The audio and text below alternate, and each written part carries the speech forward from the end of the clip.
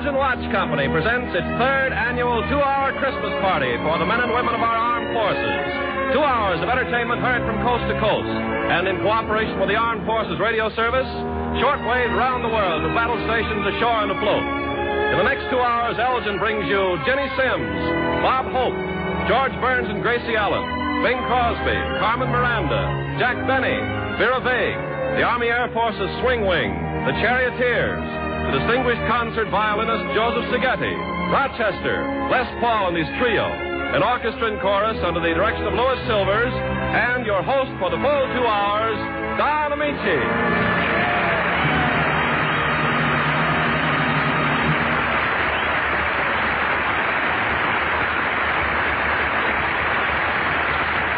Greetings, ladies and gentlemen, greetings and compliments of the season to all of you this 1,944th Christmas Day. To you men and women of the Army, Navy, Marines, Coast Guard, and Red Cross, to you men of the Merchant Marine, you women of the Nurses Corps, to everyone whose courage and fortitude has made it possible to bring the battle closer to the enemy, our thanks. Many of you today are far from your home and those you love. Wherever you are, may the spirit of Christmas cheer you with the faith and hope that shone from the Star of Bethlehem. To all of you, then, every one of the artists just mentioned by Ken Carpenter join me and the Elgin Watch Company in saying to you, men and women in uniform, to you mothers, fathers, sisters, brothers, wives, and sweethearts, and to all of you who tend the forges of war, may the next 2 hours bring you some measure of the song that should be a part of this day. With this hope, we bring you the lovely Jenny Sims singing Vincent Youmans' Hallelujah.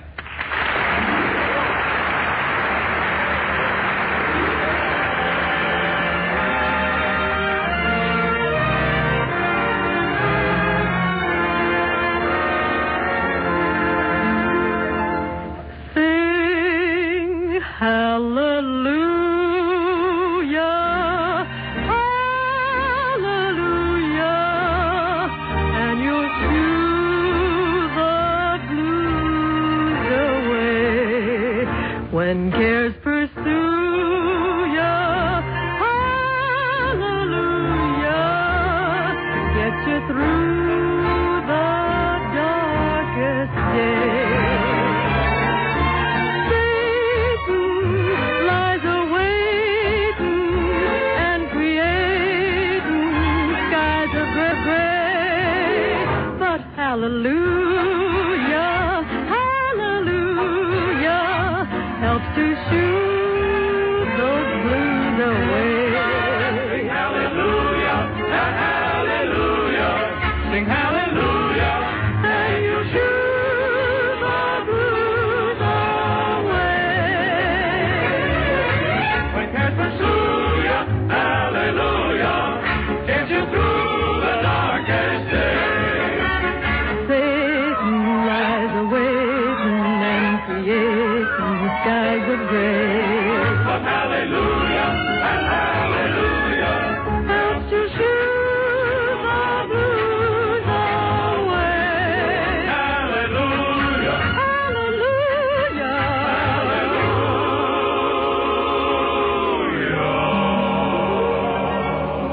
Hallelujah.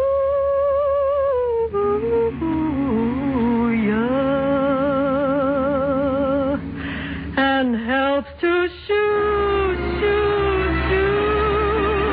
the dark clouds far away.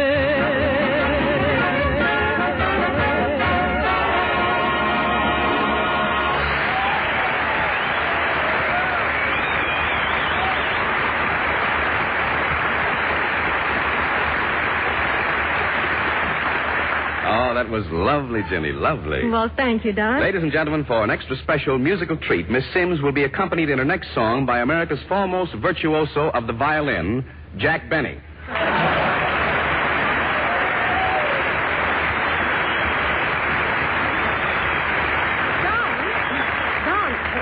Wait a minute, Don. I meant to tell you about that. Why, what's the matter, Jenny? What's wrong? Well, Jack Benny isn't here, and I don't think he's coming. Why? What happened? Well, it's a long story. You see, when I found out that Jack was going to accompany me on his violin, I thought it was a good idea if we got together and rehearsed a little. Yeah. So I picked up the phone and dialed his number. Crestview 63812.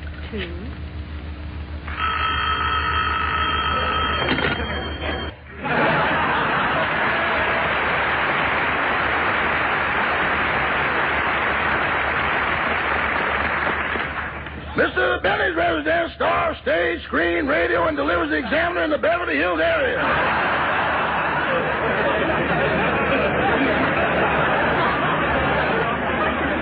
Who? Oh, hello, Miss Sims. No, Mr. Benny isn't here. Uh-huh.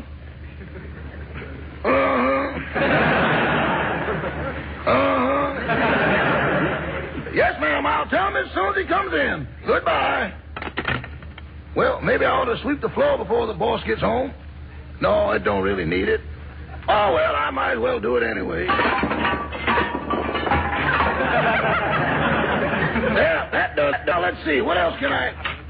Oh, hello, Mr. Benny. Hello, Rochester. Come on in the living room. I want to talk to you. This is the living room. You just don't recognize it.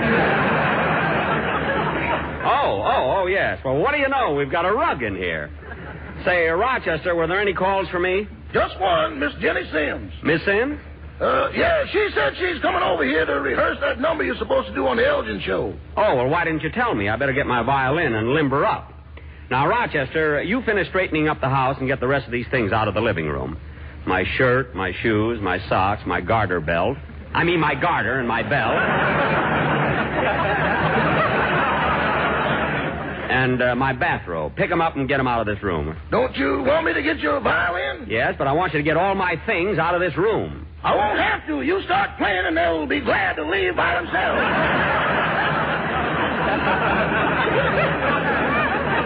Oh, stop exaggerating. Exaggerating? Boss, the last time you played the violin, your tuxedo came out of the closet, tiptoed down the hall, went out the front door, and we haven't seen it since. Rochester, will you stop being ridiculous? How could my tuxedo tiptoe down the hall and go out the front door? That ain't the mystery. The thing that bothers me is, how did it leave that note on the hanger? What note? The one that says, I can go if I want to, I ain't paid for it.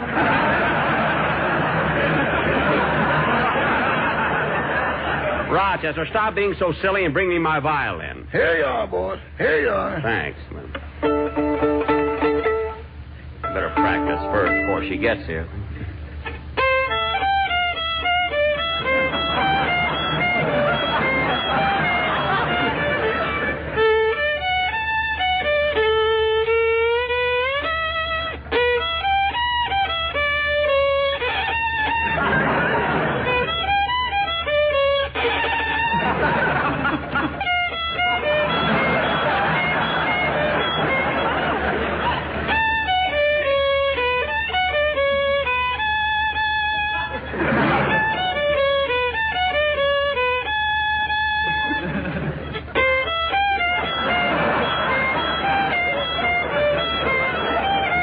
Rochester, maybe it would help if you sang Miss Sims' part while I play. I'll try to, boss. Okay, let's go.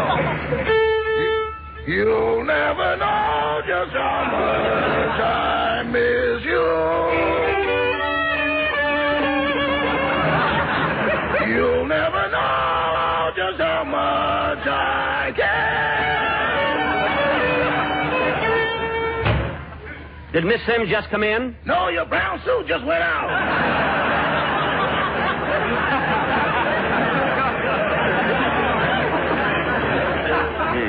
Rochester, stop kidding and let's get on with the show. That must be Miss Sims now. I'll get it. Hello, Jack. Hello, Jenny. Come on in. My, Jenny, you look wonderful. Every time I see you, you're prettier. Well, thank you, Jack. You look good, too. How do you keep so young? Me young? Oh, Jenny, you're just being nice. I'm 36, and I feel every year of it.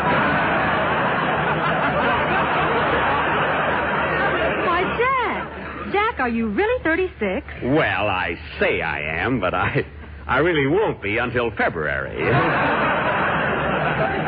Anyway, I'm glad you dropped over. Oh, so am I. You know, Jack, this is a lovely house. You have one of the most beautiful homes in Southern California. Well, thanks. You know, Jenny, in 3 more years, I'll own it. Your home? What? Your home? No, Southern California.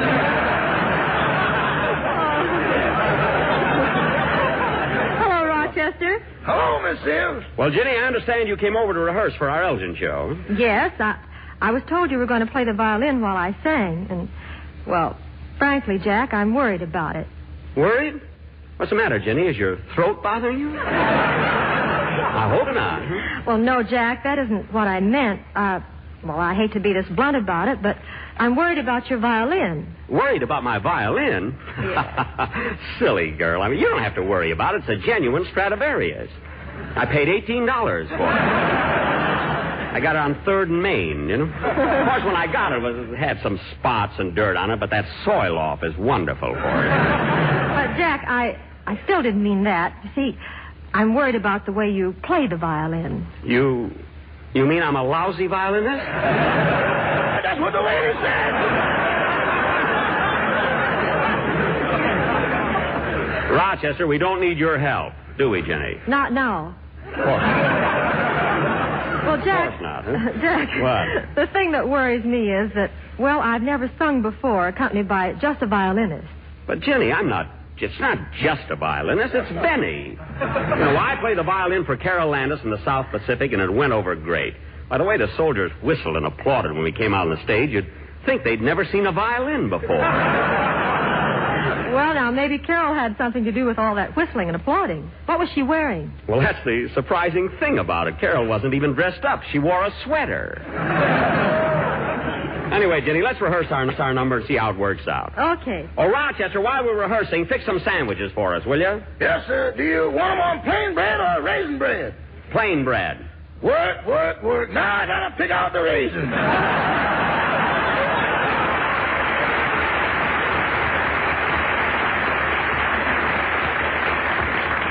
All right, Jenny, let's get started, will you?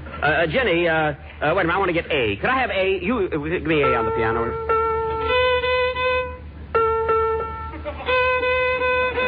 I'll have to get that piano tuned up. Jenny, you can accompany yourself on the piano while you sing, can't you? Oh, sure. Oh, fine. Let's go now. You never know just how much I miss you.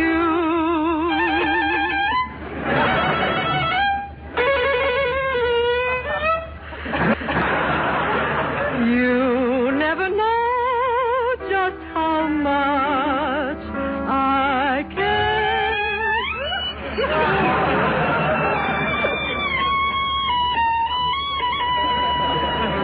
And if I tried, I still couldn't hide my love for you. I got the sandwiches, boss. Quiet! Try that again, will you? And if I tried, I still couldn't hide my love for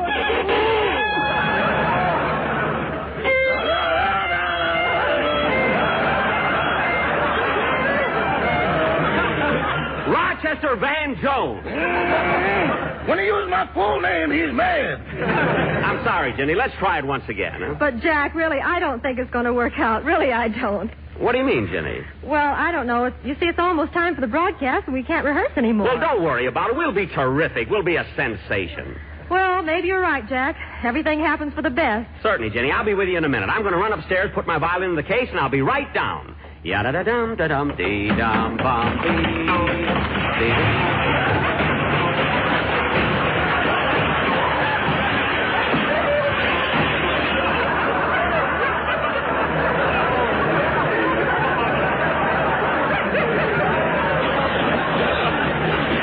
Oh, darn it, I broke my violin.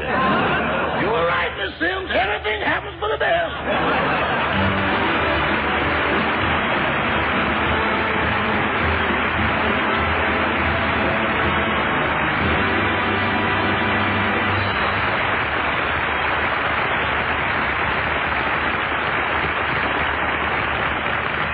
I hope you've all got on your best bib and tucker, because right now we're going to pinch hit for a fellow who's being kept pretty busy over near Saarbrücken.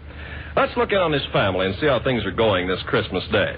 Well, we're in luck. Here's the whole family gathered around the Christmas tree in the living room. Little Judy, she's 4 now, is putting her new baby doll to sleep. Granddad is trying out his new briar pipe, and Mother, well, gee, fella, you didn't tell us your wife is so pretty and sweet. Well, she's sitting on the sofa, looking just the way you like to remember her. In a blue dress with her hair all soft and curly around her face, and she's going to finish reading aloud your Christmas letter if Bobby will just let up on that new Christmas drum you wanted him to have. Oh, Bobby, please. Don't you want to hear what Daddy says? Bobby, you could beat that drum all day tomorrow. Here, come here. Climb up on Grandpa's lap. Here. That's the boy. Go on, Martha. Oh, let's see. Where was I? Oh, yes. Well, Daddy says, I hope you understand, dear, that memories are just about all we fellows have. And if they're happy memories, we get a kick out of reliving them. Well, I still chuckle when I remember how Judy's eyes fairly popped when she saw her Jack-in-the-Box last Christmas. And if I remember rightly, dearest, your eyes did a bit of popping, too, when I gave you your new Elgin watch. I can even remember what you said. Oh, John. Oh, you shouldn't have. But I'm awfully glad you did. And I'm awfully glad I gave you an Elgin watch last Christmas, too, dear. And every time you look at it, I hope you think of me and know how much I wanted to give you something equally lovely again this Christmas. But I'm afraid all I can send is my love. But you have every bit of that, always. Give my love to Dad, and give Bobby and Judy a big kiss. And may God bless us all till I get home.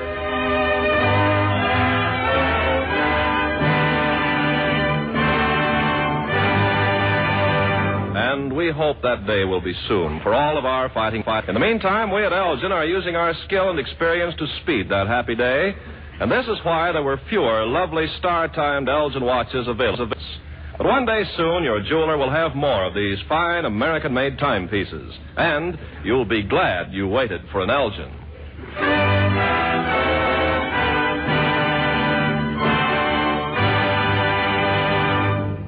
Well, and gather, there's sure to be a musical organization of some kind, for music is one of the GI's favorite forms of relaxation. Third importance of music to the morale of fighting men, the armed forces have sponsored excellent musical organizations in the various branches of the service. Outstanding among these GI musical groups is an outfit known as the Swing Wing of the Army Air Force's Radio Production Unit in Santa Ana, California. Each of the men in the Swing Wing was a star in what is called the hot and groovy department of music. Today, each is also a member of the United States Army Air Forces. The Swing Wing takes off into the deep blue yonder with a particularly high-flying, really out-of-this-world arrangement of Bugle Call Rag.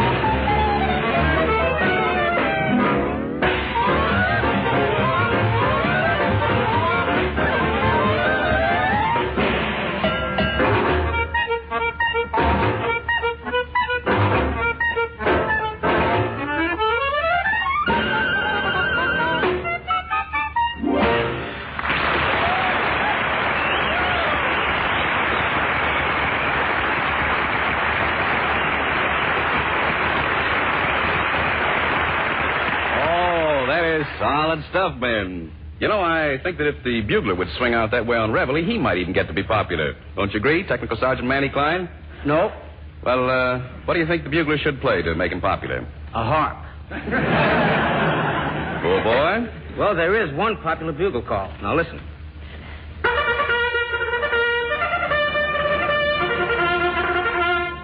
What's that? Oh, it's not that bad. Well, there's another call. There is another call that's particularly popular with Air Force men. Well, let me hear it.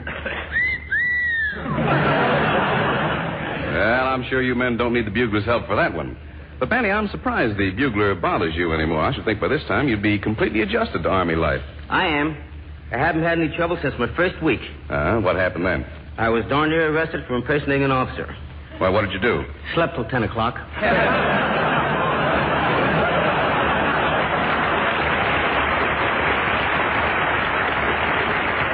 Since then, I trust things have been more to regulation? Yeah. Now I'm learning how to be a sniper. I didn't know the Air Corps had snipers. Can you get cigarettes? You will, Manny, without any ifs, ands, or buts. Now, before you boys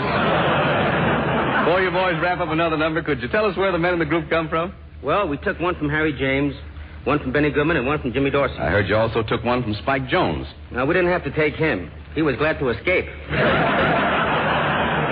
It is with this thought that Tech Sergeant Klein joins the rest of the boys in a sharp swing-wing treatment of all things, gems from the opera Carmen.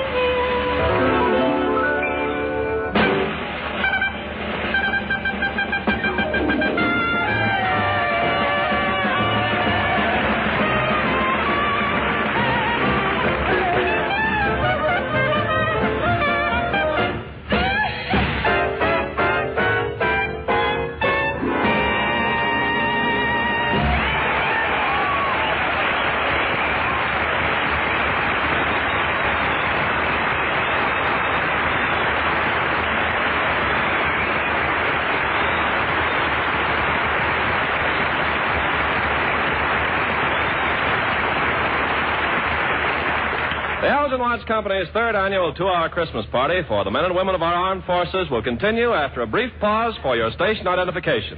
This is CBS, the Columbia Broadcasting System. KQW San Jose, the Columbia station for San Francisco, Oakland, and the Bay Area.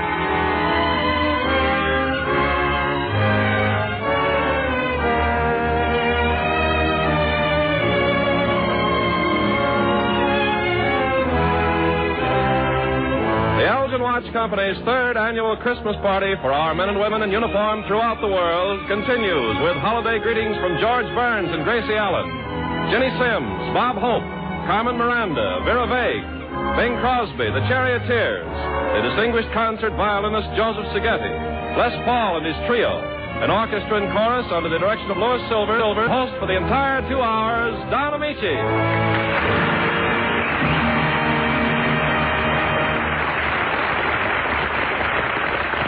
To those who have joined us in the past half hour, welcome to Elgin's third annual 2-hour Christmas party for the men and women of our armed forces. The women who work and the men who fight for the principles he died to bequeath. The spirit of Christmas is with them at battle stations throughout the world, as it is with all of us throughout the United Nations today. We can be certain that faith, hope, hard work, and sacrifice will carry us on to final victory and, let us pray, enduring peace. Meanwhile, let's never forget, this war is far from won. There can be no complacency while we still know defeat. We have had success, we will have more, but these successes mean that what would be needed day after tomorrow are needed today. And so we stay on the job to see our fighting men and women through to final, complete, and unconditional victory and the peace to follow. We ask you to think of him whose birth we celebrate as the Charioteers bring us the magnificent spiritual Poor Little Jesus Boy.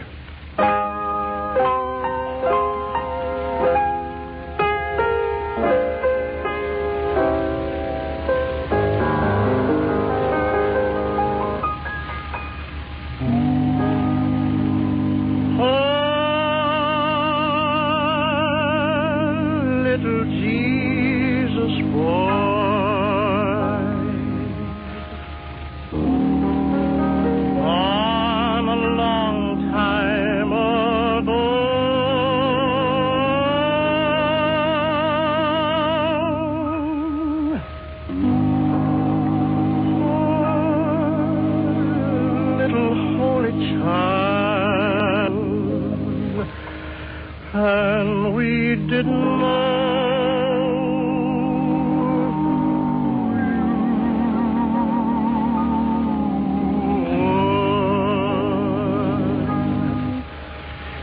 didn't know yet to come to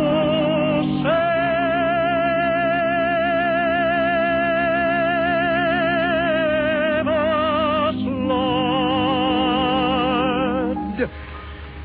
to take our sins away.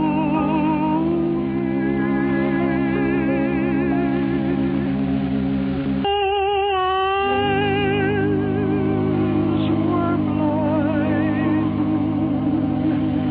we could not see.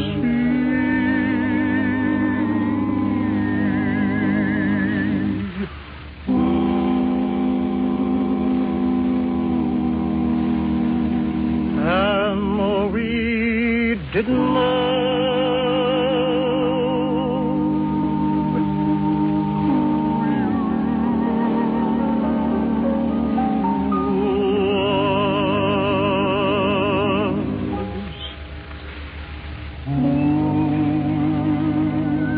little Jesus boy.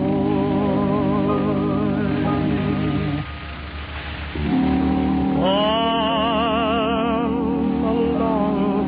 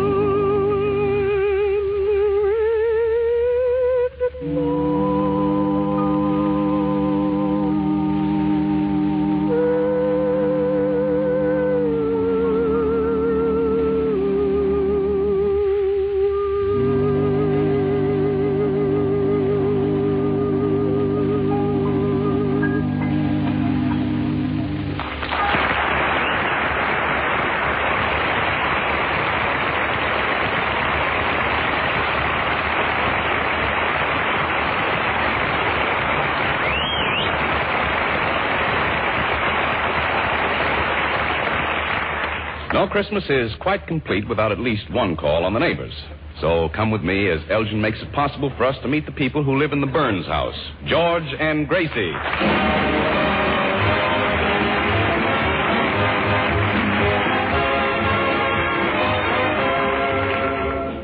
Being a firm believer in carpooling, I offered to stop by this afternoon to pick up George and Gracie, and it seems I stepped right into the middle of a situation. To better understand it, let's go back several hours. Hurry, Gracie. We have to leave for the Elgin broadcast pretty soon. George, before we go, promise me something. What? Well, you're terribly talented, you know. Yeah? And this is Christmas. Yeah? So promise me you won't do your best today. Won't do my best with Bob Hope, Don Amici, Bing Crosby, and Jack Benny there? Well, that's why, dear. I wouldn't want you to make them look bad today. Oh, Gracie. Well, this is Christmas. You know, goodwill to men. And practically all four of those fellas are men.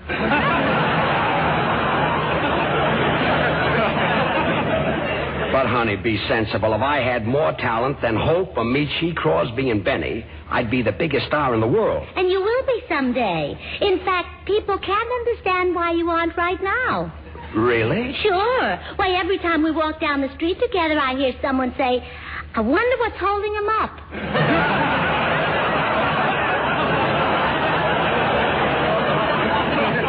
I see. You're loaded with talent, George. I'm just afraid you'll go down there today and embarrass those poor men. Oh, honey, you just say that because you're my wife. What if you were married to Bob Hope?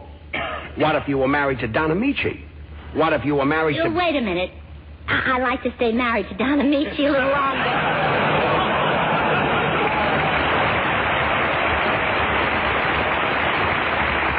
Let's forget this silly notion. Well, it's not a silly notion. Now, let's consider Hope for a minute. Sure, he's funny, but you can tell a joke much funnier than he can. I cannot. Oh, sure you can. Come on, tell a joke. Oh, Gracie. Oh, please, dear. Well, okay. Here's one I heard at the club. Pretty funny. Two Irishmen met on a street corner, and one Irishman said, how come there are so many twins in your family? Oh, that's wonderful, George. That's wonderful. Much funnier than Hope. Gracie. Oh, you just watch. He'll have that on his program next Tuesday. That is, if Betty doesn't steal it first. Two Irishmen. You're dynamite. I didn't finish the joke. There's more? Certainly. The second Irishman. There's so many twins in my family. My parents are from Dublin. You get it? Twins. Dublin. Yeah. Well, that's good, but I like the first one better. Yeah, that was a better joke, yeah. Two Irishmen. Yeah, the first one was a scream, yeah. Well, that proves you're better than Hope. Now, let's go to Don Amici. Honey, be sensible. Don Amici is a great talent. That's why he's the master of ceremonies this afternoon. Well, if you ask me, it's politics. Bob Hope probably got him the job to keep in good with him. You know, he makes a lot of money out of Amici. Hope does? Well, certainly. It takes a whole tube of that toothpaste to do Amici's teeth.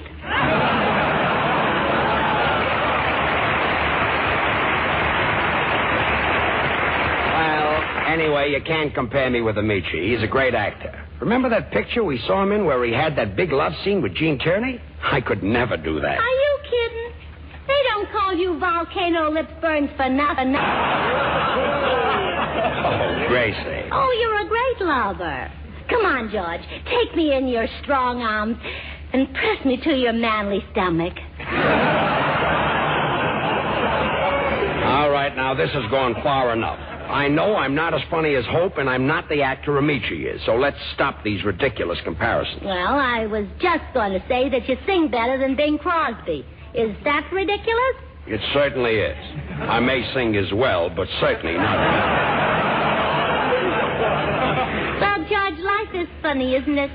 Now, here Bing is worried about Frank Sinatra when all the it's you he should worry about. You think I'm better than Frankie, too? Frank Sinatra couldn't hold a candle to you if he could lift one.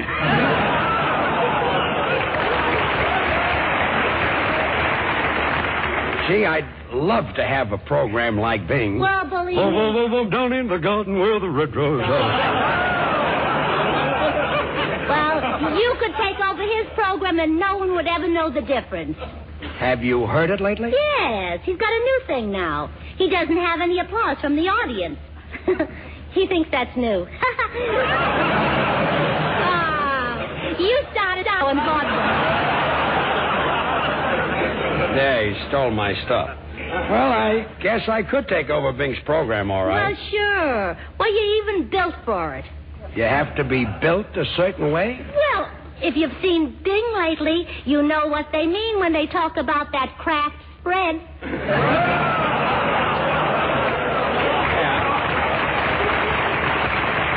Well, it's true that I might stack up favorably against a singer like Bing Crosby, but not against fellas like Hope, Amici, and Benny. Oh, modest boy. What has Benny got that you haven't got? I happen to know that Jack Benny never got past the 6th grade. Really? Well, sure. And your personality will more than make up for the 3 grades he has on you. Thanks, kid.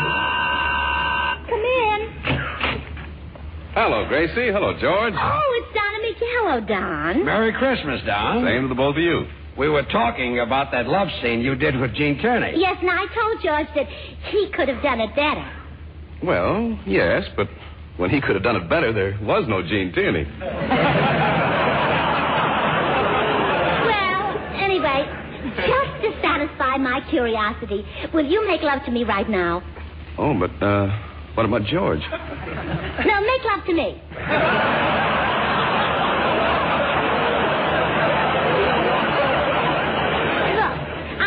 Prove to myself that George is better. Now, come on, do that scene you did with Gene Tierney. Well, okay. Oh, my darling. Let me take you in my arms and crush you to me. Oh, Don. Oh, I'll never let you go. Never, never. Don. How I've longed to kiss those luscious lips. There. Well, Gracie? Hey, Gracie. Huh? Oh, what, George? Do you still think I'm better? Yes. Really? Yes. You're better than Hope, Crosby, and Benny.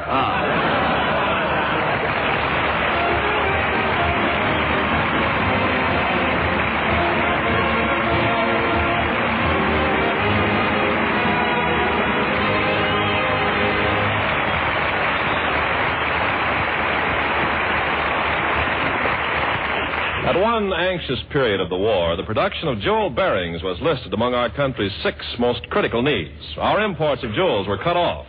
And yet jewels are vital in precision instruments without which no plane could fly, no ship navigate.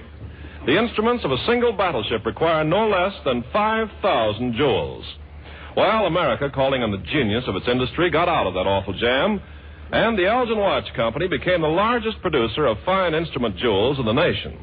And this is only one example of how Elgin and watchmakers turn quickly and effectively to production for war. In addition to jewel bearings, famous Elgin craftsmanship is producing many types of service watches, mechanical time fuses for anti-aircraft shells, marine chronometers, aviation clocks, and a vast array of timing devices for our armed forces. It's the reason why your jeweler had so few of the beautiful star-timed Elgin watches to show you this Christmas. Why you saw so many strangely named foreign-made watches trying to take the place of these American-made Elgins. And so it will be till Elgin has completed its war tasks. But then there will again be Elgins for all who want a superbly fine watch. And you'll be glad you waited for an Elgin.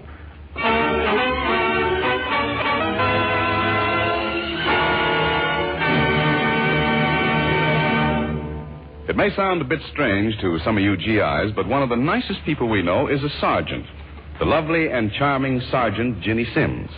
The sergeant opened this Elgin Christmas party, and many of you hear regularly on a Tuesday evening radio show for men in the service. The rating was bestowed on Ginny by the United States Marine Corps, but she's a favorite with men in all branches of the service, perhaps because her sincerity and charm remind them of the girls they've left behind. To all those gals from their fellows overseas, Ginny sings, "Wish You Were Waiting for Me."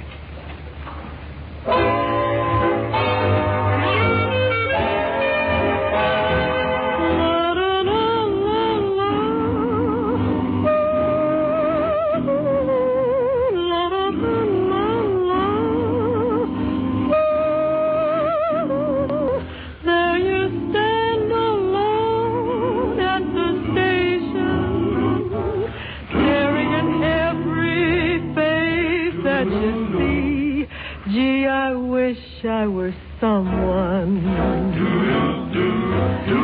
Wish you were waiting for me. Walking back and forth, kind of worried, wondering where that someone can be. Gee, I wish I were someone.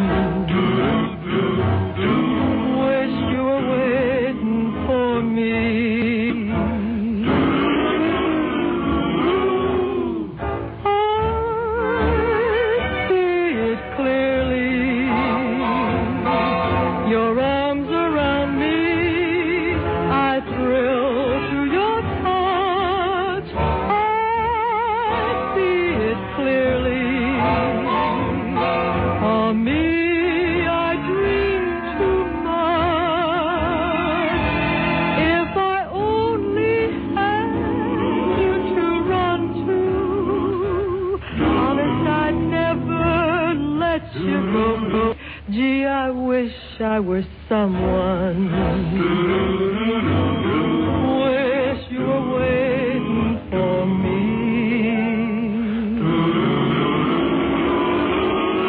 I see it clearly. Your arms around me, I thrill to your touch. I see it clearly. Me, I dream tonight. If I only had you to run to, honest, I'd never let you go free. Gee, I wish I were someone.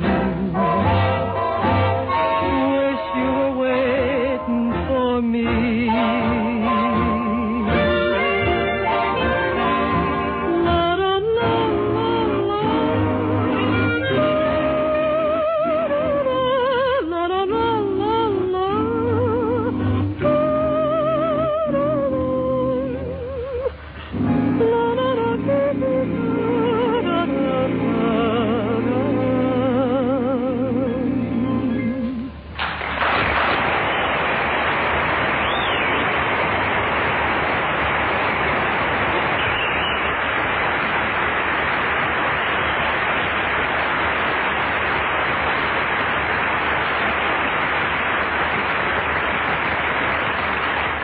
We live today in a fast-moving and fast-changing world in which so much is happening all around us, so much that is strange, incredible, or startling that, try as we may, we find it difficult to keep up with the times. That is why the Elgin Watch Company brings you Freeling Foster's Keep Up with the World on another network.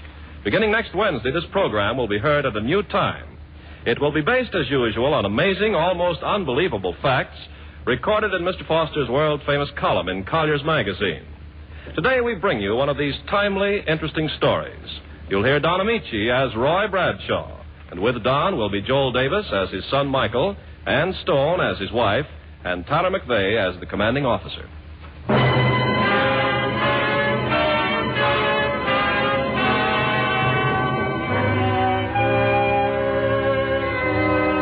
From India to China, over the snow-capped Himalayas, is flown the greatest airline ever built by Eastward, it carries in supplies to a hard-fighting ally. westward, it carries out the wounded back to India and safety. Day and night, the planes fly, good weather and bad, over the highest mountains in the world. I know the danger in that perilous route because I faced it.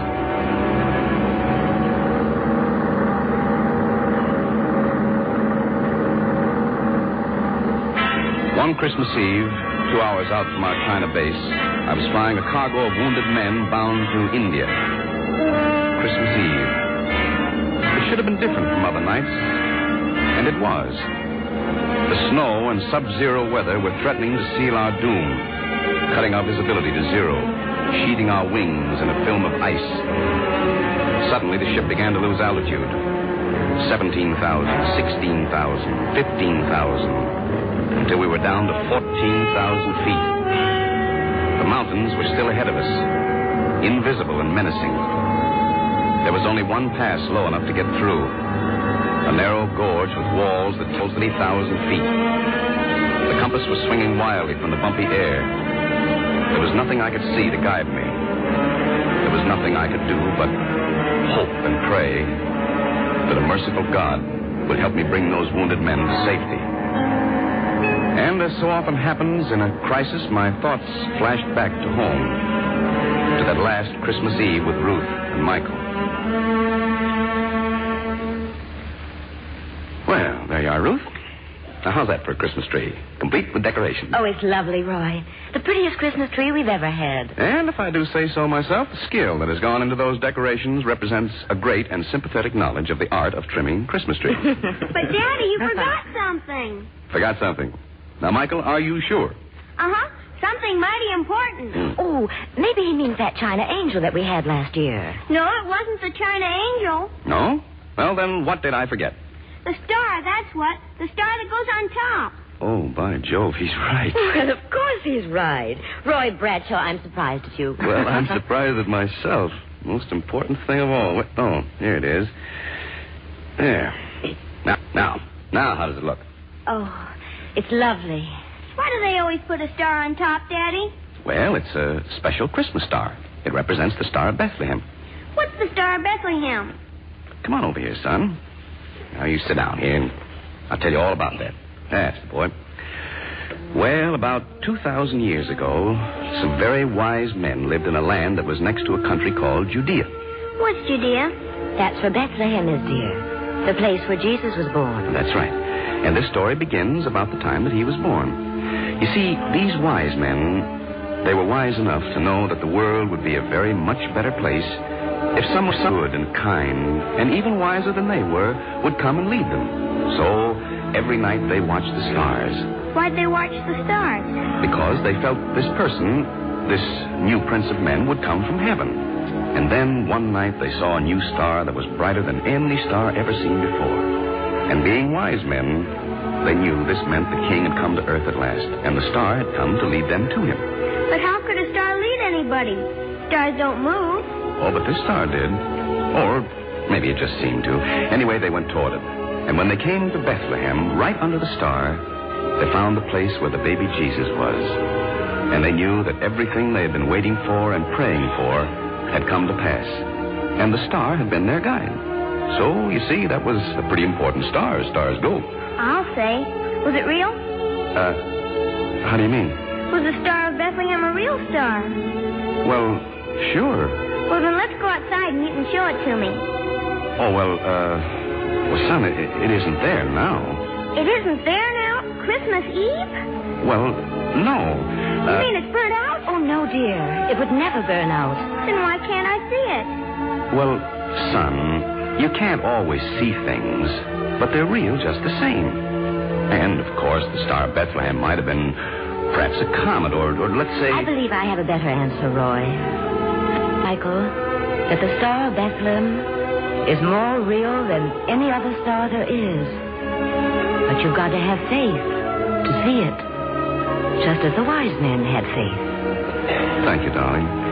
Those are the words I was trying to find. You see, Michael, the Star of Bethlehem is real. Just as real today as it was 2,000 years ago to the people who have faith. To them, it burns as brightly and as high as ever.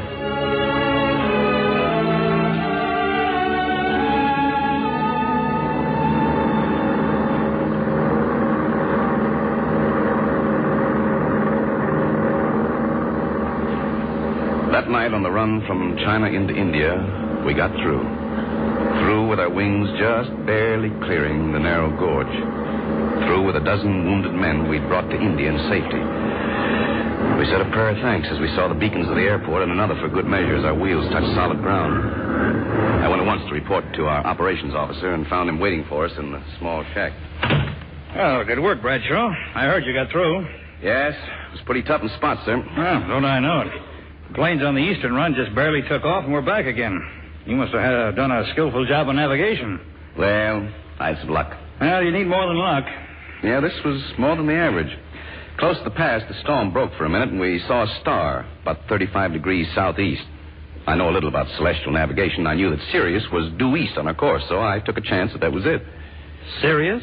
That's right, sir. I veered 35 degrees southeast and cleared the pass with just an inch or so to spare. If I hadn't had that break, we'd be piled up against those mountains now. Are you kidding? No, sir, I'm not kidding. I mean, about Sirius. No, that's the only bright star in that area. Well, that's right. Only from 9 o'clock on, Sirius is below the horizon, out of sight. Out of sight? I'm afraid you were right the first time, Bradshaw. You. There's no visible star that would be due east on your course. Star in the east. More real than any other star. If you have faith. If you have faith.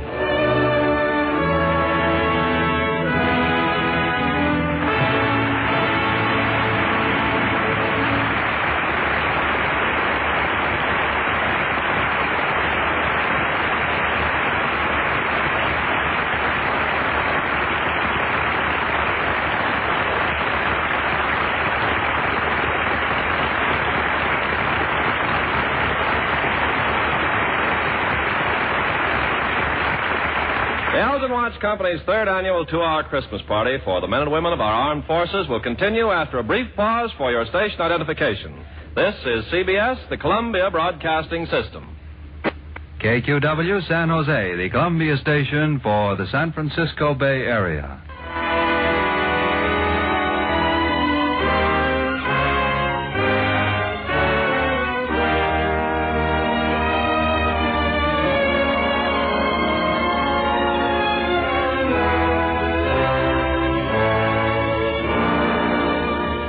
The Elgin Watch Company's third annual Christmas party for our men and women of the armed forces and shortwave to them in hundreds of far corners of the world starts its second full hour.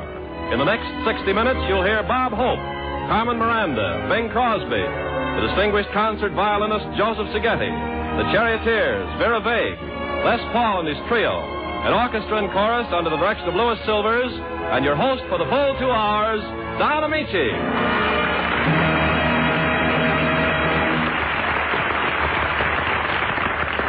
To those who may have just joined Elgin's third annual 2-hour Christmas party for the men and women of our uniformed forces, to you men and women who are fighting for the right to celebrate our future Christmases in peace, and to all the peoples of the United Nations, each artist Ken Carpenter just mentioned, the Elgin Watch Company and I extend sincere wishes for the merriest Christmas possible. The good neighbors of our sister Americas to the south are joined with us today as they are each year on this occasion. To them we say, Feliz Navidad, Feliz Natal. We of the Americas can be proud that we have set an example for the world with our good neighbor policy, and one of the reasons for the success of this policy is the mutual exchange of gifted artists.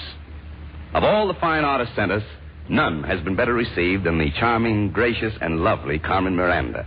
To our many friends south of the border, and to the men and women serving in the Caribbean theater of operation, Carmen Miranda sings one of the delightful samba rhythms of her native Brazil, Tico Tico.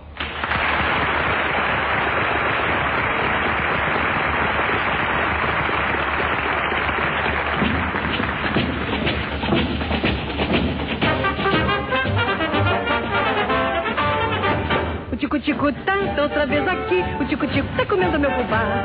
O tico-tico tenta que se alimenta, que vai comer umas minhocas no pomar. O tico-tico tá outra vez aqui. O tico-tico tá comendo meu fubá.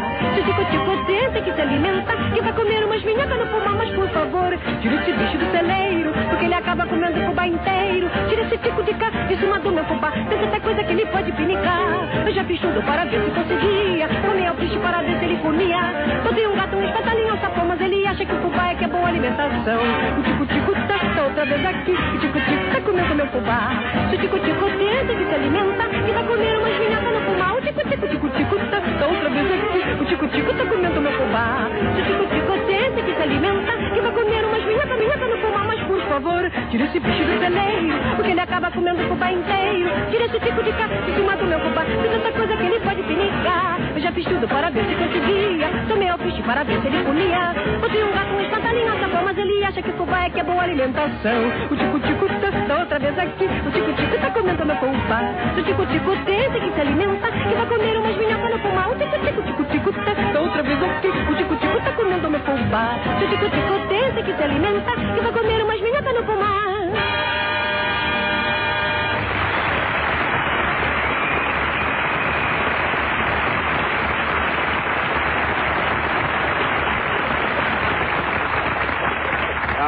Carmen, that was wonderful. I love that song. Oh, thank you, Don. I like Tico Tico too, you know, but I like better the trolley song. Clang, clang, clang, when the trolley ding, ding, ding. Why'd you stop? This is where I get off. Better wait until you get your transfer.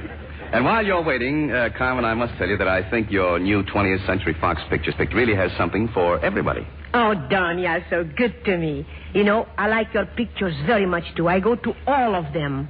Just because I'm in them? No, because I'm in them.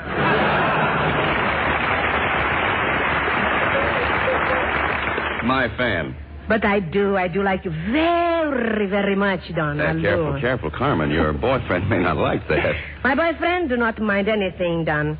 He's a light-hearted, a true South American. South America, huh? Yes. Are you sure of your English? Yes, but I'm not sure of my boyfriend. Is he kind of hard to get along with? Oh, no. He always compliments in my hats, you know. Ah, yes. Those hats covered with bananas, peaches, plums, apricots, and apple dumplings. Yes. They always fascinate me, too. Where do you get them? Lily Daché? The A&P.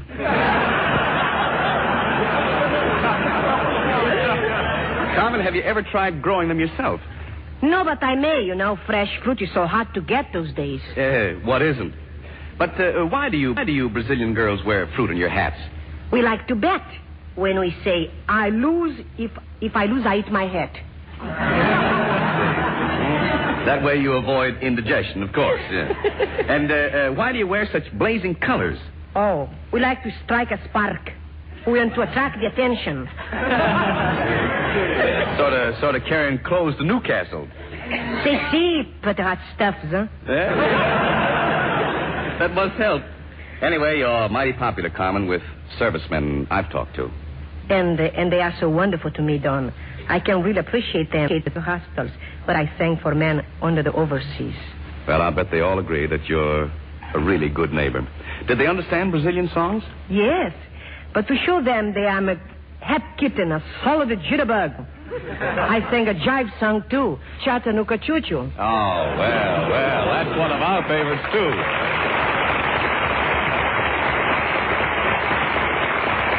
So let's have the boys in the band warm up the engine, and we'll all buy fares for a ride with Carmen Miranda on the Chattanooga Choo-Choo.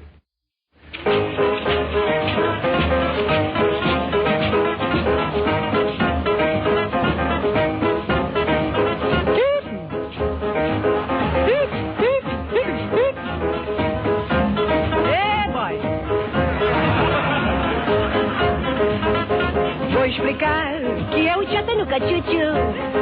Choo-Choo é um trem que vai me levar perto de alguém. Pois numa estação que passa o Chattanooga Choo-Choo, eu vou saltar se vou mesmo se o trem não parar. E você pega o trem na Pennsylvania Station às 3 horas e tal. Pouco a pouco vai saindo da capital. Toma um cafezinho, tira uma pestana e come os menegues lá em Carolina. Pro-americano, trabalhei toda bar. O brasileiro está querendo sambar. Bum, que bum, baramba, bum, bum, bum, bum. Bum, que bum, baramba, bum, bum, bum, bum. Pois o maquinista porra, oh, Chattanooga vou encontrar. Porque alguém que lá me espera na estação. Um certo alguém. Aí o seu corpo fez, pois tem cara de sponsor 3. Quero chegar, pois sei que lá vai ser pra lá de bom. Sou Chattanooga, choo-choo, want to choo-choo, want to choo-choo me home. Chattanooga, Chattanooga, Chattanooga, cha-cha. Chattanooga, Chattanooga, Chattanooga, cha-cha. Chattanooga, cha-cha. Chattanooga, cha-cha. Ha-cha, ha-cha, ha-cha. Choo-choo.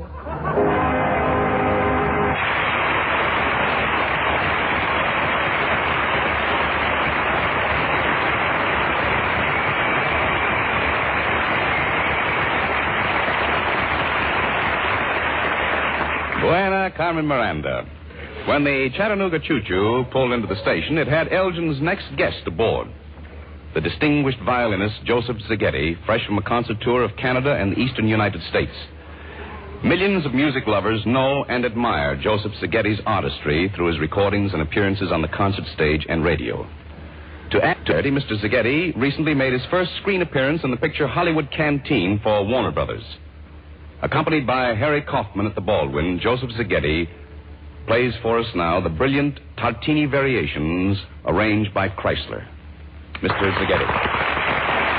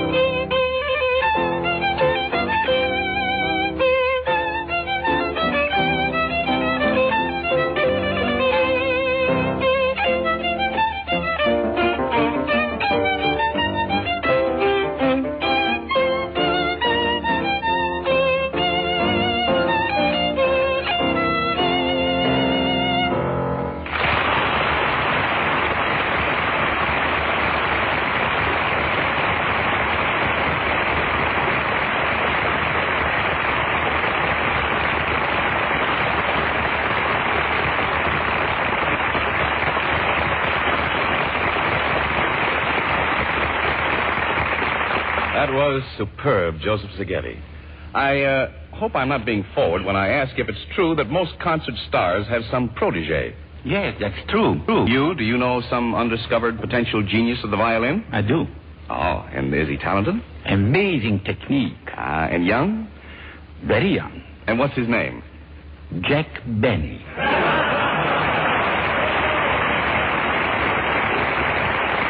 Oh, of course. You made your movie debut recently with Jack. That must have been fun. Lots of laughs. At his jokes? At his fiddle playing. Yes. I'm sure Jack could pick up a few musical pointers by listening well as Joseph Szigeti plays Tchaikovsky's lovely Valse Sentimentale.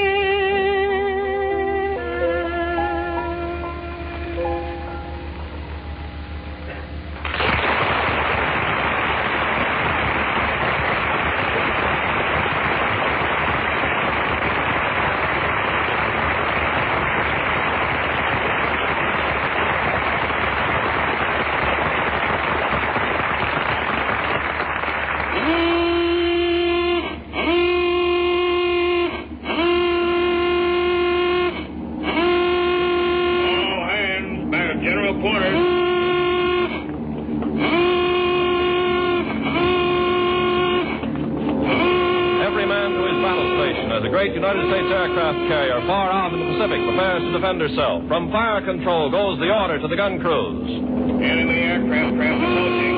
Bearing 068. Position angle 48. Altitude 8000. Speed 300. Use 6.4 seconds. Number 1, 5-inch. Manned and ready, sir. The enemy planes draw closer. Sally's, Betty's, jet dive bombers. Comes the order, commence firing. And then around the enemy aircraft forms the picture you've seen in the newsreels, the deadly mushroom pattern of exploding ack-ack. How can our gunners hit targets that streak through the skies at 300 miles an hour? The answer is the gunner's skill plus precision equipment. American skill born of long and careful training. And an ingenious mechanical fuse, also American, which can be quickly adjusted to time the burst of an ack-ack shell to within mere hundredths of a second. This fuse, more accurate than any previously known, owes its improved performance to 3 scientists at this company. For their work, they've been awarded the highest citation for individual war production merit given by our government. And the same devotion to excellence marks Elgin's manufacture of all the other war-essential precision instruments and timing devices now coming from the world's largest fine watch factory. So you can understand why Elgin has been unable to replenish jeweler stocks of its fine American-made watches. But after victory, your jeweler will proudly display Elgin watches for everyone. New watches so beautifully styled and dependably accurate, you'll be glad you waited for an Elgin.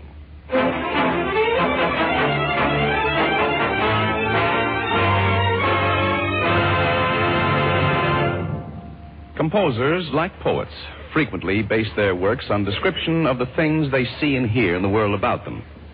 Mr. Les Paul, a young composer and former GI, finds it difficult to resist the urge to write music of the While he was in the Army, he was so impressed with the constant building up and tearing down done by the engineers that he wrote a composition describing their activity. Les Paul and his fine trio, with Les at the electric guitar, play it for us. Danger, Men at Work.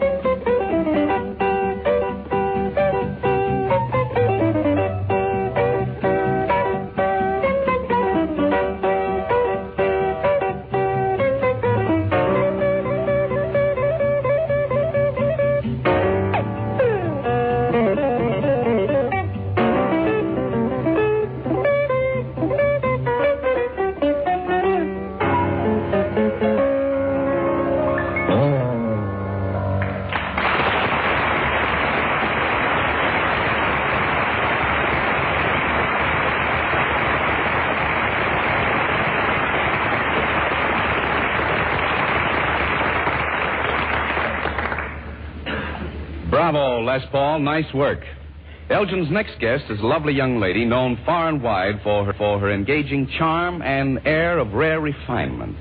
Her delicacy and distinction of manner have made her one of the most sought-after women of her generation. She's an authority on many subjects, brilliant conversationalist.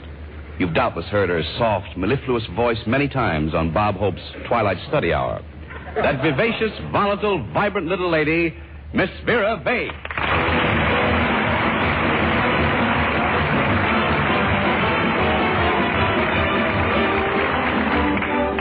Thank you and Merry Christmas, Mr. Ricci. Oh, Noel. Christmas time, I don't know, I'm so happy. I just love everybody. Anyway, half of everybody, the male half. I suspected, Miss Vague, it was something more romantic than just the Christmas holiday that brought that sparkle to your eyes. Oh, you're so right, Mr. Ricci. Only this morning, my boyfriend Waldo told me that possibly I'll be the next cover girl of the country. Oh, really? Yes. I suppose you've heard of Chili Williams. Oh, yes, of course. Meet Beans Vague. Miss Vague, how did you meet your boyfriend, Waldo? Waldo? Well, I didn't exactly meet him. I overtook him. He's such a sweet boy, really. This morning, there he was waiting for me for the mantel when I came downstairs. Look, Vera, he called, your Christmas stockings are all filled with walnuts. Made me so mad. Oh, but why? Oh, I was wearing them at the time.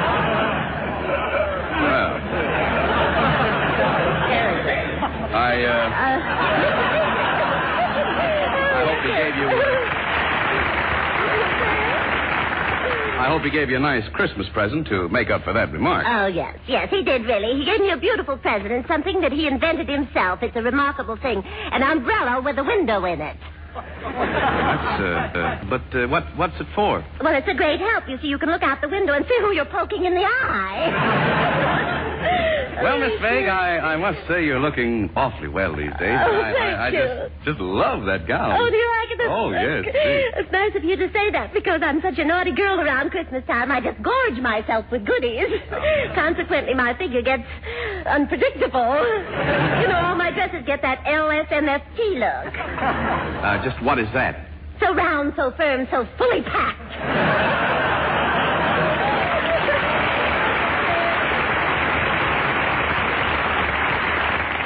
As you know, Miss Vague, it's our hope that you'll be kind enough to give us your ideas on Christmas and Christmas customs from the various woman's angles. Oh, yes, that's right. That's what I was going to do. Yes, well, I'd be happy to. All right. But any comments on Yuletide, I think, should begin with a word about Santa Claus. That jolly old man who rides in a sleigh drawn by a number of deer named Dunder, Blitzen, Dancer, Prancer, Dasher, and Van Johnson. Pardon me, Miss Vague, but Van Johnson is not a deer. That's a man's viewpoint for you.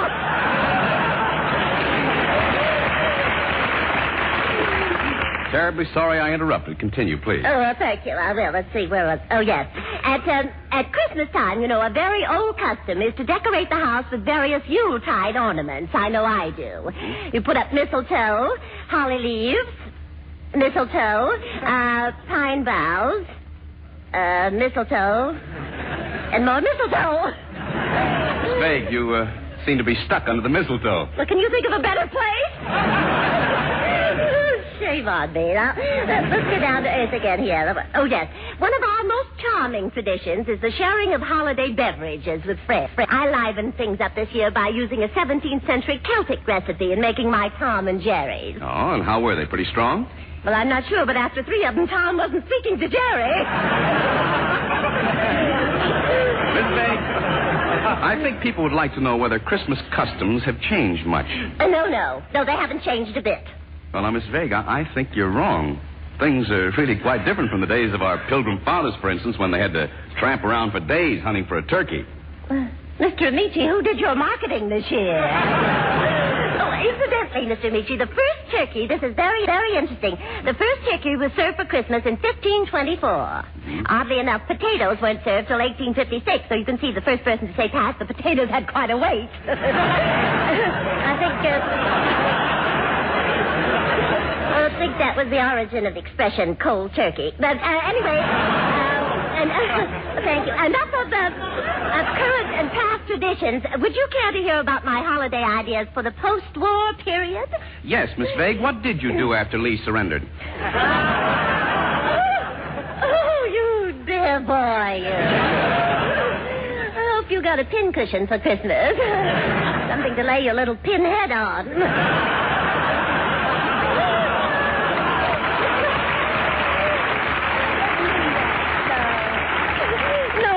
Mr. V. Oh, no. No, I didn't mean it. I know there was something I wanted to ask your advice about. I forgot to get a present for my Uncle Filbert. Have you any last-minute suggestions?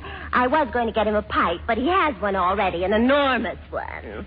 Well, he might like to have a pouch. Oh, no, he's already got an enormous one. I see. But, I almost forgot something. I've got to run along, Mr. Meach. I'm giving it a party at home this afternoon for 250 servicemen. It's going to be a very gay little affair. Why, Miss Vague, that is wonderful. 250. 250. How many girls have you invited? Girl. Oh, silly me. I knew I forgot something.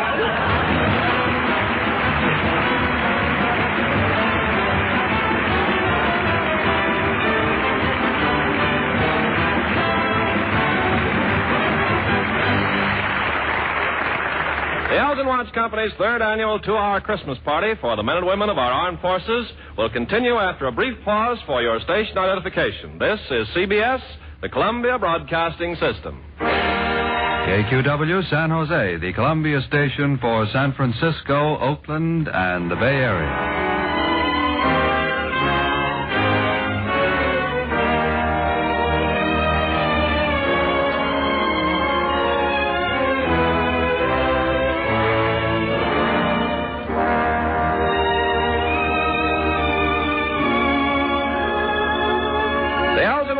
Company's third annual 2-hour Christmas party for the men and women of our armed forces on duty at battle stations everywhere continues with warmest holiday greetings from Bob Hope, Bing Crosby, the Charioteers, an orchestra and chorus under the direction of Louis Silvers, and your host for the full 2 hours, Don Amici.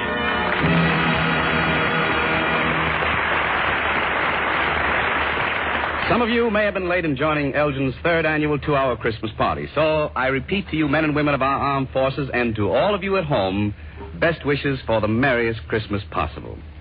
Our thoughts and prayers are with those men and women who are fighting today so that each of us may have the right to worship as he chooses, which, in the last analysis, is the right to celebrate the spirit of Christmas.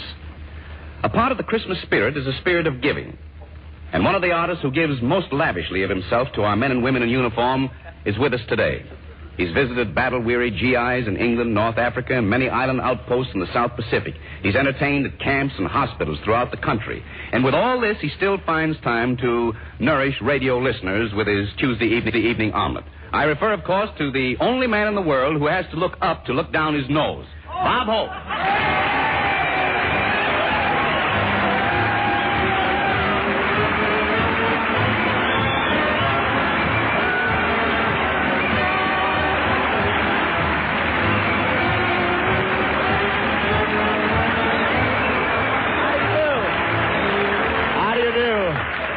Down, relatives, down.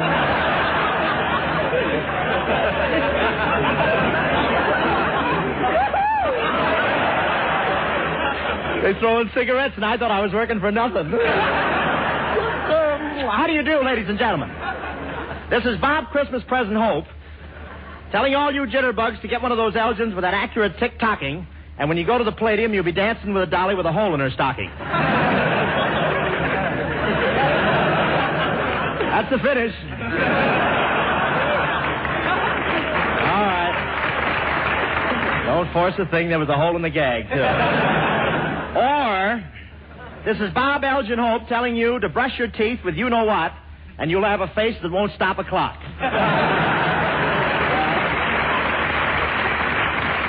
That satisfies my sponsor. Am I on next week's sponsor, huh? Christmas morning in California. Outside the sun was shining while inside we sat around the trees stoking our smudge pot. But I love the wonderful spirit of Christmas. People exchanging presents unselfishly with their dear friends and relatives. I lost $3.67 in the whole deal.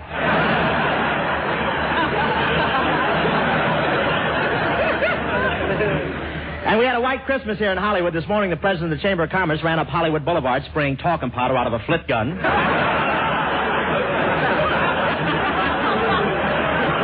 Thank you, tourists. All you could hear on the radio this weekend is Bing singing White Christmas. He's the only man who can entertain and give frost warnings at the same time.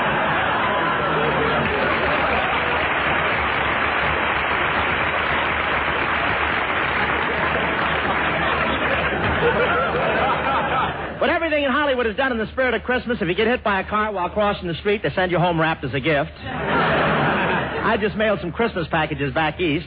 Everybody else had to mail theirs December the 10th, but I sent mine yesterday, and they got there in plenty of time. Thanks, Eleanor.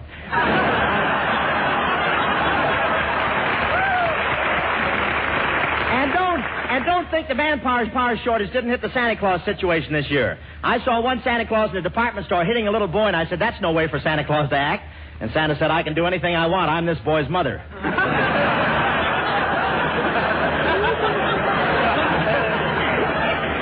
You'll be dancing with a dolly with a hole in her stocking.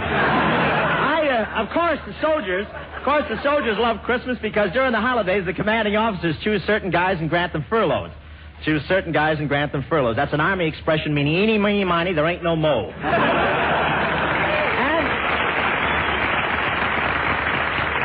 Thank you, defenders. And this Christmas spirit of fellowship and goodwill has affected all the members of our armed forces. I even saw a sailor and a Marine shaking hands today. What a sight. You could hear the bones cracking for $2. Let me finish for 2 blocks. That's the finish. My relatives had a swell time eating Christmas dinner today at my house. Boy, did they eat. They came in looking like Abbott Costello. What relatives? They eat like Winchell talks. What relatives? They eat like Winchell talks. That's all. no. Just wanted to give it another chance before I buried it.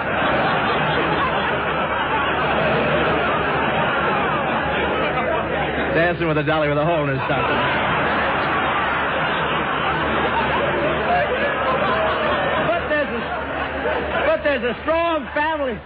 But there's a strong family attachment between my relatives. They won't eat anything closer than the third cousin.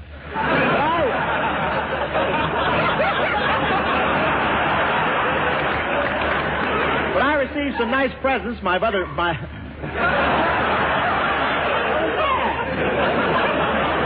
You get them later, enjoy them longer.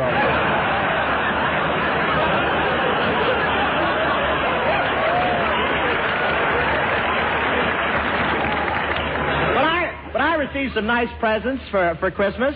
I got a dandy. My brother sent me a check for $100. All I have to do is sign it. And you should have seen us.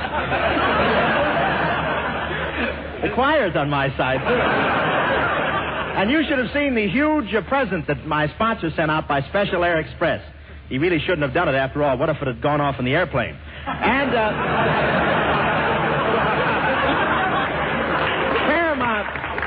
Paramount was swell. They gave me, Crosby, and Dorothy Lamour a dresser set. Dorothy got the mirror, Crosby got the comb, and they gave me the brush.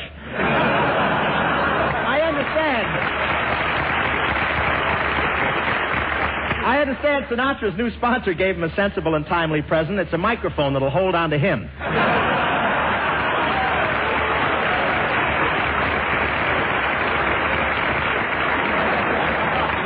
I should have opened with you doll. Crosby and Sinatra went around singing Christmas carols under windows together, and they had special arrangements. After every chorus, of course, I know what Bing wanted most for Christmas, but where can you get a decent girdle that size? And for Christmas presents, Crosby tried to buy some stockings that wouldn't run.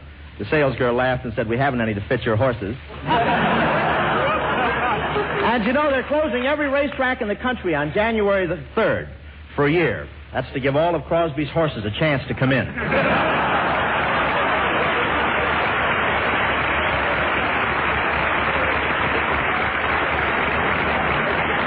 But I did get one wonderful Christmas card from Dorothy Lamour with a picture of her in a sarong on it. What a picture. Well, you know how George Washington looked straight ahead on a 2-cent stamp? Well, in this envelope, he kept peeking over his shoulder. But there's somebody peeking over my shoulder, and it's the outstanding singer of the present day. It says here, Mr. Bing Crosby.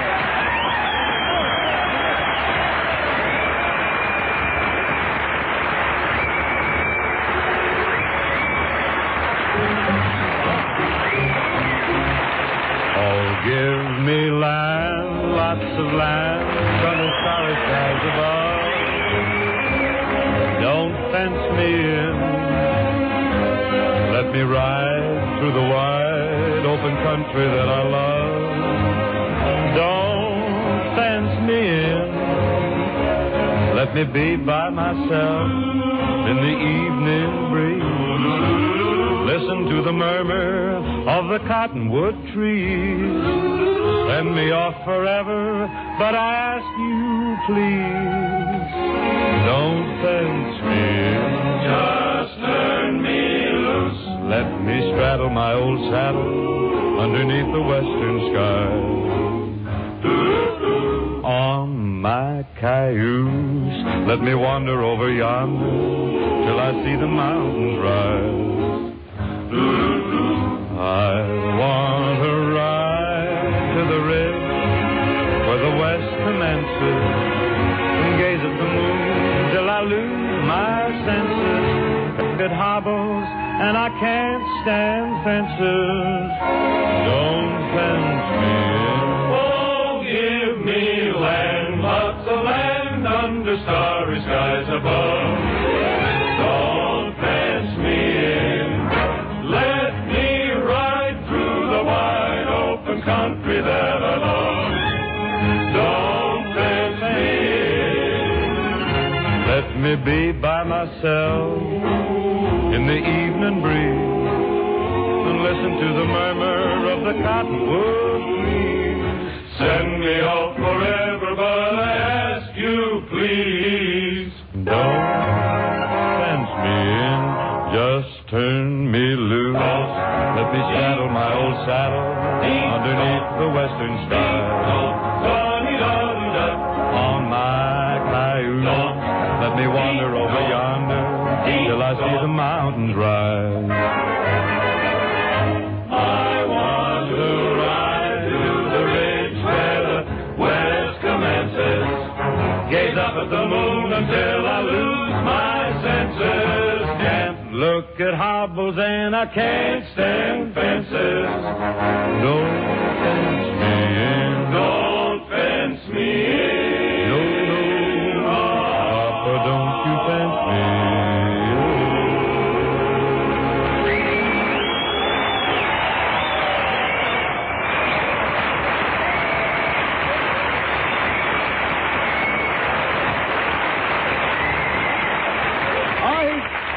He's good. What's his name?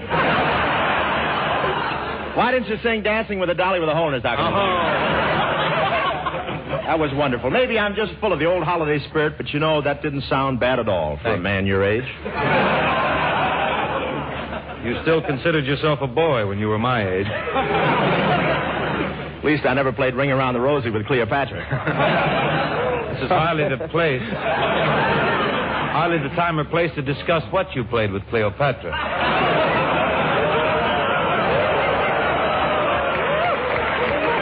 Oh, look, he's got Broadway Rose writing for him now. Say, Tallow, let's nix the needles, huh, Noodle Nose? I guess so. After all, okay, Marble Dome,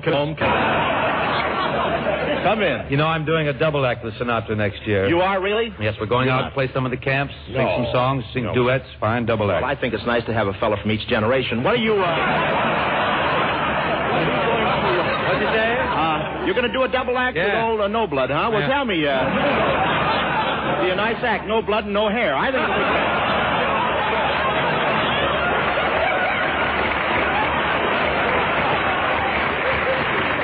What are you going to call the act? You just told me. See, on Christmas you still. No, I'm sorry. I forgot you had to answer something like that. It's all right. Say, No kidding. Say, Blub, no kidding. Well, I want to tell you. Let's just be nice. Christmas yes, only with us. I don't think you should knock Sinatra. No, because sir, I want to tell you, singers like Sinatra come once in a lifetime. That's right. Why did he have to come in my lifetime? No, now we're even. Go ahead. That's not true. That's a yak a piece, isn't it?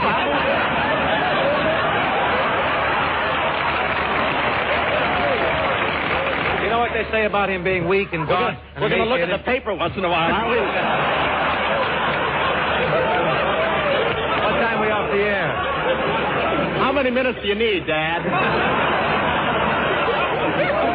You know what they say about him being weak and gaunt and emaciated? That's not true. He's a powerful boy. He's a powerful boy. He's loaded. I saw him playing with a yo-yo one day, and the yo-yo was standing still when Frankie was going up. Oh, that's a funny joke. I even liked it on my show. I only have happy holiday thoughts about Frankie. You have it, really? Yes. Around Christmastide, I mellow, I spread out, I mix, really I do. I find I still believe there's a Santa Claus. Well, you should, getting picture work for those ears. What time are you coming in for a landing, old man? Flaps down. Kid born with the flaps down. Wilco. Look like a loving cup with skin. Go. Where are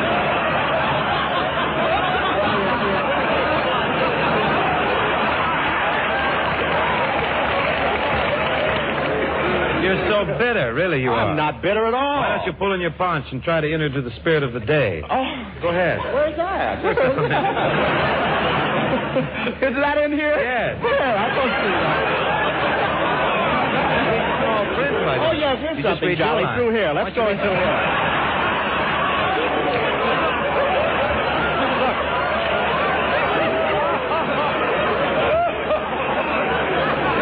I'll bet we had people listening up to here, huh?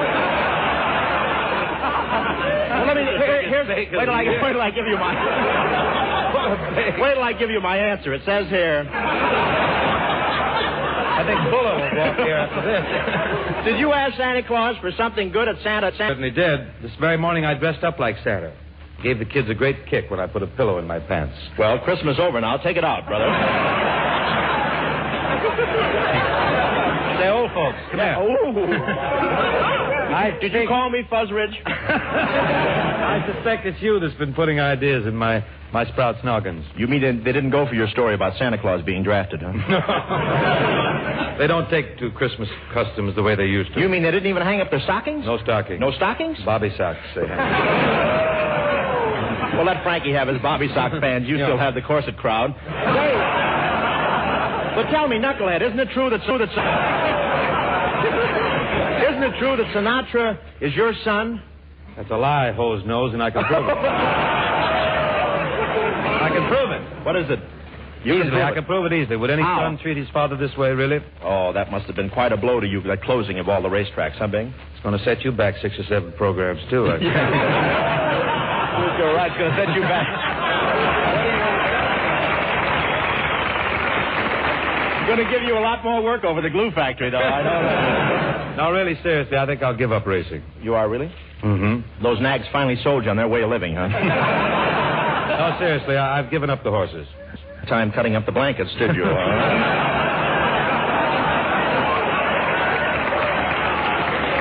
Are you inferring, Fester Head, that I...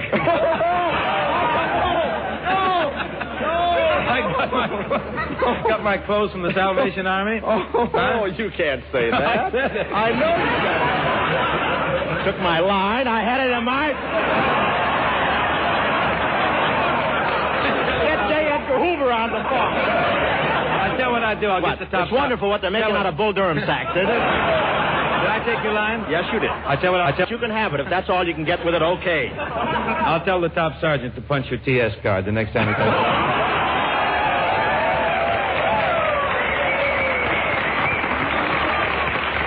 He's so technical now that he's in the wax, isn't he?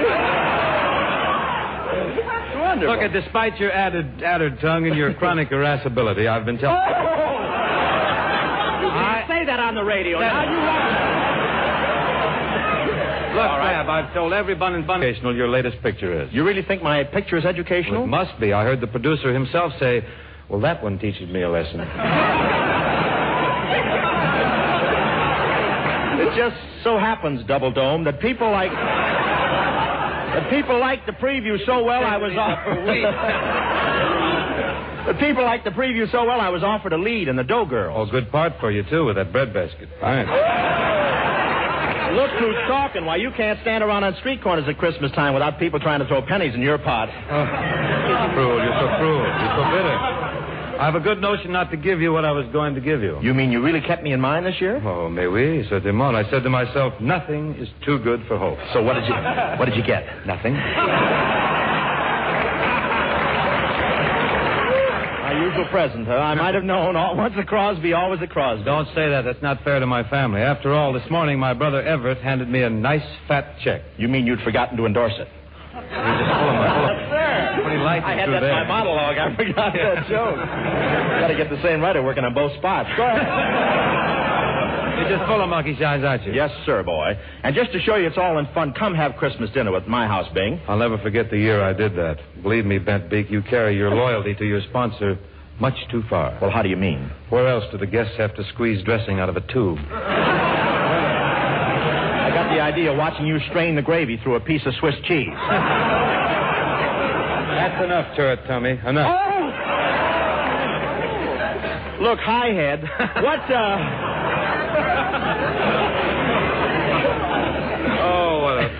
you got the new script. That says here pretzel ears, pretzel You're ears. going to say that or something. Ears and everything. Well, who else has to wear his hat side saddle? Who else has to put his nose up in curl papers? Is that so? I'll have you know there's a deal on to trade me for Van Johnson. And do you know who started it? Your wife.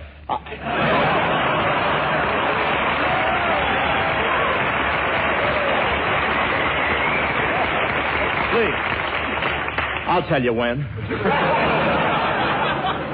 What a cad you are, Agate Head. And by the way, where do you think you're getting singing that White Christmas all the time? One warm day, and what have you got? It's amazing. What'd you do, bring the Kraft choir over here?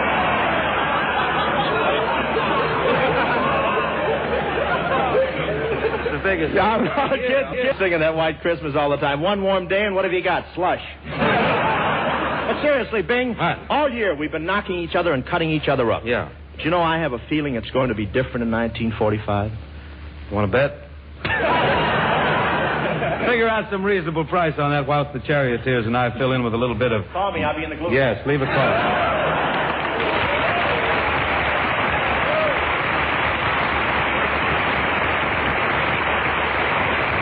What time is it? What day is it? Go ahead, fellas. Voices hum,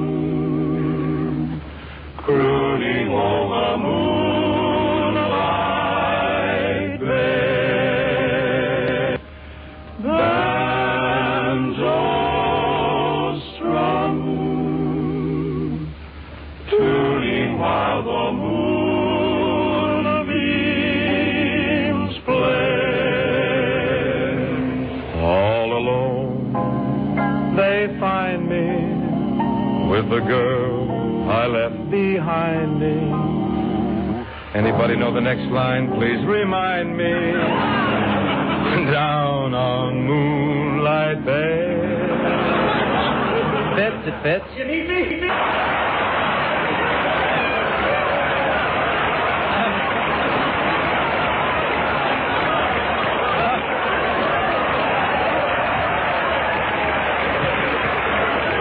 We were sailing along.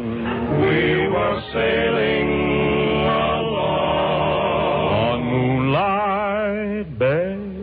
on Moonlight Bay. You could hear the voices singing. Sweetly, They seem to say, talk to me, Wilbur, talk to me.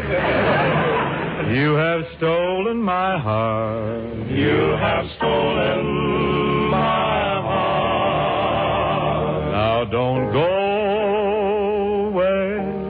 Now don't go away. As we sang love's old sweet song on Moonlight Bay. We were sailing along.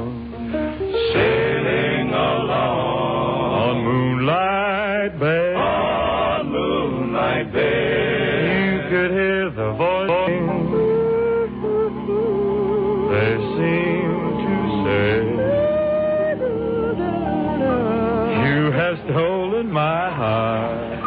Stolen my heart. Now don't go. Now don't go away. As we sang love's old sweet song on Moonlight Bay. Yes, we sang love's old sweet songs on Moonlight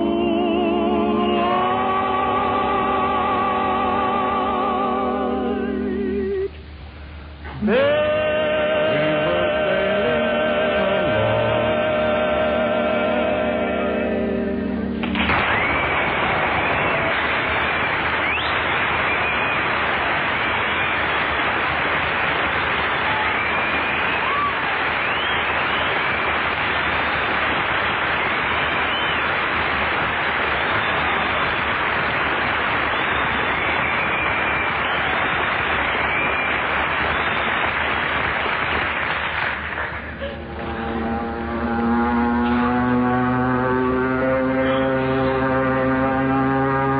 Bombs away! That's what we came for, Gunner, my boy.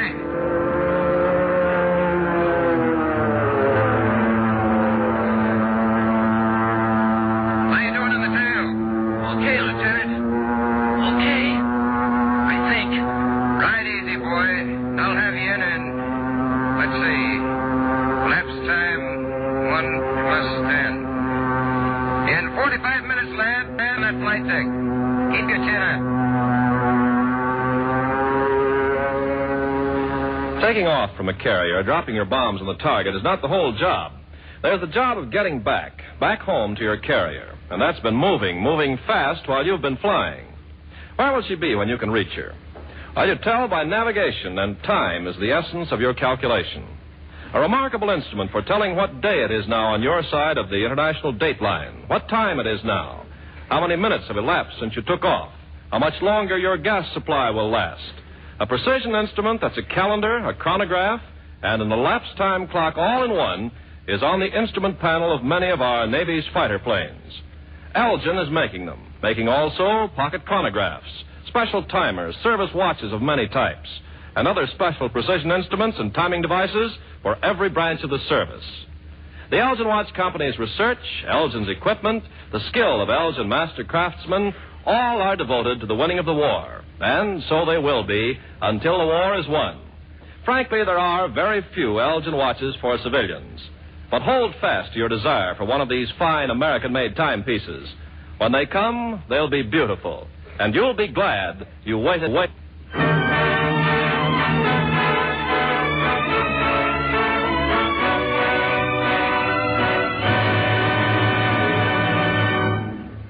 Each year on Elgin's Christmas tribute to our uniformed forces, Mr. Potter, president of the Elgin Watch Company, sends a message of hope and cheer to the men and women in the service of their country. This year, an editorial written by Arthur Robinson in a California country newspaper came to Mr. Potter's attention, and he feels that the editorial says everything that is in his heart and that he would like to say. So he's asked me to read it to you. Here it is.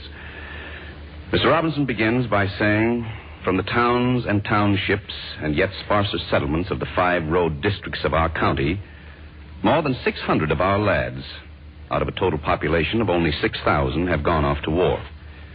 We are drawn together in an intimate, country-wide way of life. A telegram from the War Department to the parents of one of our boys becomes, in a sense, a telegram to all of us. In an innovative but happier sense, the following letter, although addressed to a fellow named Joe, is for all our kids who are putting their lives on the line for us. Dear Joe, it was October when this was written, and now, where you are, it's Christmas. Merry Christmas, Joe. Merry Christmas. That was the whole county talking, Joe, not just one person. But there's more to the county than your family and all your friends. There's old Butte squinting down in the lesser mountains, as if he were nature's own top sergeant. Old Butte says Merry Christmas, too. All the way from Kit Carson Pass to Mokalumna Hill, the creeks are rising. Sutter Creek, Indian Creek, Dead Man Flat, where the trout were plenty. There just isn't any sweeter music than the sounds the old babblers make. And it's a Christmas carol they're singing for you, Joe, in October. You get the point. You got a lot of pals here, and they've all got voices, individually and conglomerately. It's queer writing a letter like this in October. It will move through space and time. And when you get it, time will have meaning in still other directions. But Christmas Eve, the confusions of space and time will cease absolutely.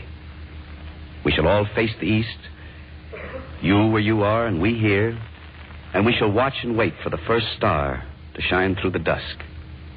And in the miraculous moment of its appearance, we shall all be together again. Joe, Merry Christmas. Okay, this letter starts moving, and it's November 19th. Exactly 81 years ago today, a tall, gaunt, bearded man, sorrow-struck and infinitely compassionate, stood on a hill in a little town in Pennsylvania and made a 2-minute speech. It is for us, the living, rather, to be dedicated here to the unfinished work which they who fought here have thus far so nobly advanced.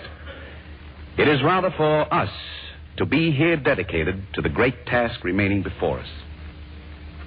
Do you feel bitter enough about it today, Joe, to say that generation after generation has let Lincoln down? Okay. Then this letter moves on, and it's Thanksgiving. Of course, we've got much to be thankful for. War makes you realize that this country was hard-born. And you think of other fellows who went to war and fought at Valley Forge and at Gettysburg, and maybe in the last war. And all the time, strangely, the country becomes a better place to live in. And after this war, it will be better than ever. A country in which nobody takes advantage of anybody and everybody has a decent standard of living. Doesn't that just about say everything? Christmas has got to be more than a pleasantly vague feeling. Christmases must mean specific things in terms of the man whose birthday we celebrate. So, now it's Christmas, where you are, and our minds give way to our hearts. You're facing the east, waiting for the first star to appear in the sky, and so are we. There it is, Joe. There it is. Every one of us is thinking about you at this instant. Merry Christmas, Joe. And God keep you and bless you.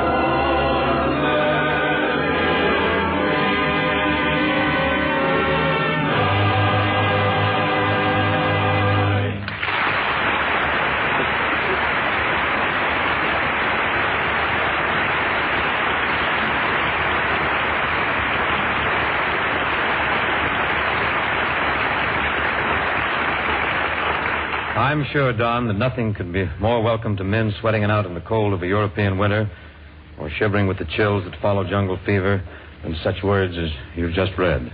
Bob Hopes told me, and I've seen for myself, that many of our men have misgivings about us here at home. Are we keeping it the way they want it to be when they come back? The way they want it to be is summed up in a song that they ask for most. It's not only snow and mistletoe they're dreaming of, it's 4th of July picnics and St. Patrick's Day parades. The big game on Thanksgiving Day, apple pie and sorghum on hotcakes, a red silo in the Empire State Building. That's what the men offshore sum up in the words, I'm dreaming of a white Christmas, just like the ones I used to know, where the treetops glisten and children listen to hear sleigh bells in the snow. I'm dreaming of a white Christmas with every Christmas card I write. May your day be merry and bright, and may all Christmases be white.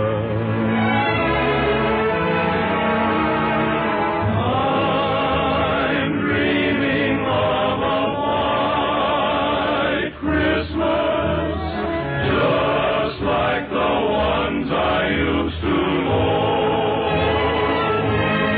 where the treetops glisten and children to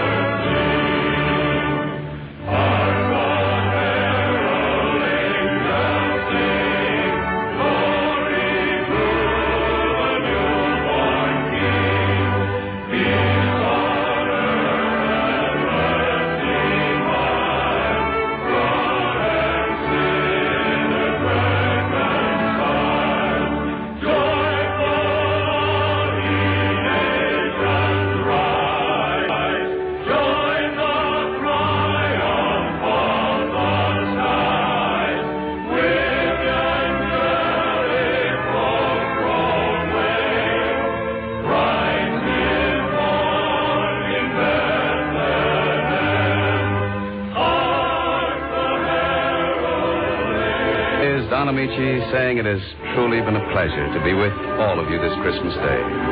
May the star that shone on Bethlehem shed its beneficent light on all of you during the coming year, and in ever-growing intensity in the great future of peace. Herod and all his might could not distinguish that light. It will continue to flood the world long after the defeat of our enemies.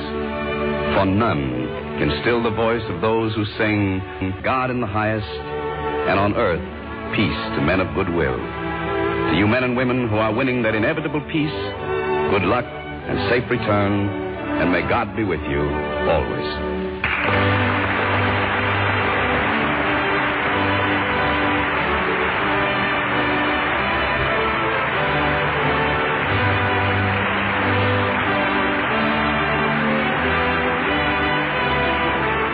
Making it possible for the Elgin Watch Company of Elgin, Illinois, to bring you this third annual 2-hour Christmas party for the men and women of our armed forces and our allies throughout the world. The Elgin Watch Company wishes to thank Lever Brothers, makers of Lux and Swan Soap, for the appearance of Louis Silvers and George Burns and Gracie Allen. The Pepsodent Company for the appearance of Bob Hope and Vera Vague. Jenny Sims appeared through the courtesy of the makers of Philip Morris Cigarettes and Metro Goldwyn Mayer, producers of 30 Seconds Over Tokyo. Don Amici can currently be seen in the United Artists picture Guest Wife. We want the Cheese Company for the appearance of Bing Crosby, the Charioteers, and myself. I'm Ken Carpenter. This entire broadcast was written under the supervision of Carol Carroll and was produced and directed by Anthony Stanford. This is CBS, the Columbia Broadcasting System.